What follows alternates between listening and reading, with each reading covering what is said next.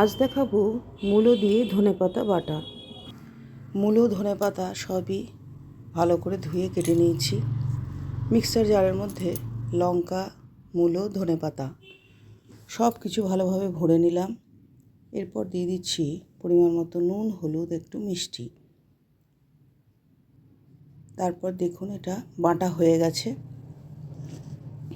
এরপর কড়াইয়ের মধ্যে খুব বেশি তেল লাগবে না, অল্প একটু তেল নিয়ে তাতে কালো জিরে ফোড়ন দিলাম। যেহেতু এখন সর্দি কাশির সময় এটা দিলেও চলে, না দিলেও চলে।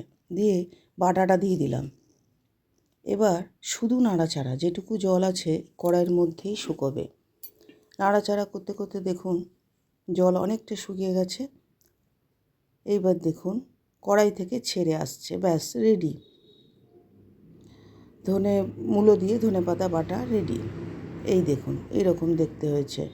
খেতে কিন্তু ভীষণ সুন্দর হয়। যারা মূলো ডাইরেক্টলি খেতে চান না তারা এইভাবে করে খান, গরম ভাতে দারুণ লাগে। দেখুন এইরকম দেখতে হয়েছে, ভীষণ সুন্দর হয়। একবার করে দেখুন। এবার শীত পড়ছে, তাই সবাই ভালো থাকুন।